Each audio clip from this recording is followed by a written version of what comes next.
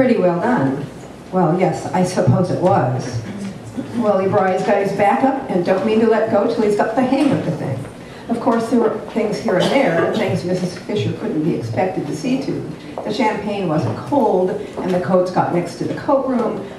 I would have spent more money on the music. That's my character. If I want a thing, I'm willing to pay.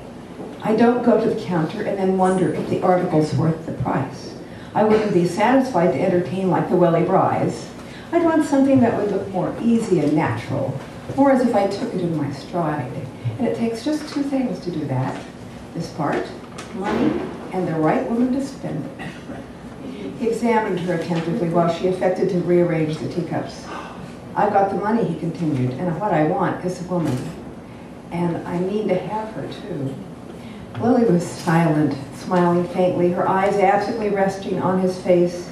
She was, in reality, reflecting that a declaration would take some time to make, and that Selden must surely appear before the refusal.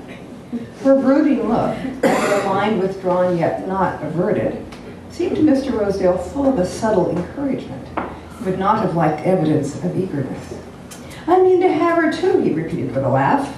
I generally have got to what I know how to invest, and now the money doesn't seem to be of any account unless I can spend it on the right woman. That's what I want to do with it. I want my wife to make all the other women feel small. I want a woman who will hold her head higher the more diamonds I put on. And when I looked at you the other night at the Bry's in that plain white dress, looking as if you had a crown on, I said to myself, by God, if she had one, she'd wear it as if it grew on her. Still, Louis did not speak, and he continued. Tell me what it is, though, that kind of woman costs more than all the rest of them put together. If a woman's going to ignore her pearls, they want to be better than anybody else's. And so it is with everybody else, everything else. Well, I should want my wife to be able to take the earth for granted if she wanted to. I know there's one thing vulgar about money, and that's the thinking about it. And my wife had never had to demean herself in that way. He then added, with an unfortunate lapse into an earlier manner, I guess you know the lady I've got in mind, Miss Bart. Lily raised her head, brightening a little under the challenge. Even through the dark tumult of her thoughts, the clink of Mr. Rosedale's millions had a faintly seductive note. Oh, for enough of them to cancel her one miserable debt. But the man behind them grew increasingly repugnant in the light of Selden's expected coming. She decided that directness would be best. If you mean me, Mr. Rosedale, I am very grateful, very much flattered, but I don't know what I have ever done to make you think. Oh, if you mean you're not dead in love with me, I've got sense enough to see that. I'm confoundedly gone on you, that's about the size of it, and I'm just giving you a plain business statement. You're not very fond of me, yet, but you're fond of luxury and style and amusement, and of not having to worry about cash. You like to have a good time and not to have to settle for it. And what I propose to do is to provide for the good time and do the settling. She returned with a chilling smile. You are mistaken in one point, Mr. Rosedale. Whatever I enjoy, I am prepared to settle for. But he went on. I didn't mean to give offense. Excuse me if I've spoken too plainly. But why ain't you straight with me? Why do you put up with that kind of bluff? You've had a taste of bothers that a girl like yourself ought never to have known about. And what I'm offering you is a chance to turn your back on them, once and for all. The color burned in Lily's face.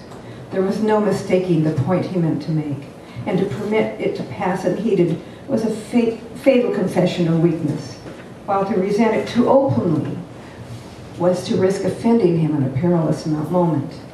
Her whole future might hinge on her answering him. She had to stop and consider that as a breathless fugitive may have to pause at the crossroads and try to decide coolly which turn to take. You are quite right, Mr. Rosedale. I have had bothers, and I am grateful to you for wanting to relieve me of them. It is not always easy to be independent and self-respecting when one is poor and lives among rich people. I have been careless about money, but I should be ungrateful if I had made that a reason for accepting all you offer, with no better return to make than the desire to be free from my anxieties. You must give me time to think of your kindness and of what I could give you in return for it. She held out her hand with a charming gesture in which dismissal was shorn of its rigor. Its hint of future leniency made Rosedale rise in obedience, a little flushed with an unhoped-for success. Something in his prompt acquiescence frightened her. She felt behind it stored the force of a patient that might subdue the strongest will. But at least they had parted amicably, and he was out of the house without meeting Selden, whose continued absence now smote her with alarm. It was now too late to hope for Selden. He would write explaining his absence, of course. There would be a note by the late post, but her confession would have to be postponed, and the chill of the delay settled heavily on her spirit. It lay heavier when the postman's last ring brought no note for her, and she had to go upstairs to a night as grim and sleepless as her tortured fantasy had pictured it to Gertie. The next day passed without his writing or coming. Mrs. Penniston went to bed early, and Lily sat down and wrote a note to Selden. She was about to ring for a messenger when her eye fell on a paragraph in the evening paper. Mr. Lawrence Selden was among the passengers sailing this afternoon for Havana on the windward liner Antilles.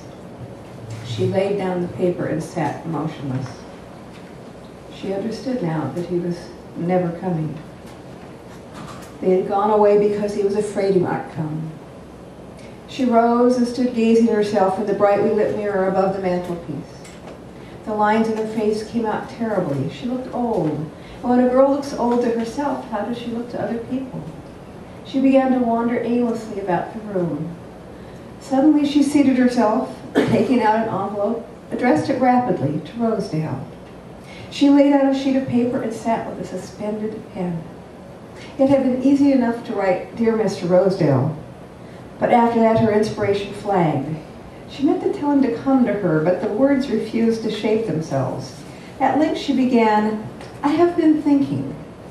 Then she laid the pen down and sat with her elbows on the table and her face hidden in her hands. Suddenly she started at the sound of the doorbell. It was not late, barely 10 o'clock, and there might still be a note from Selden, or he might be there himself on the other side of the door. The announcement of his sailing might have been a mistake. All those possibilities had time to flash through her mind before the door opened to admit a servant carrying a telegram. Lily tore it open with shaking hands and read Bertha Dorset's name. "Sailing unexpectedly tomorrow. Will you join us on a cruise in Mediterranean?"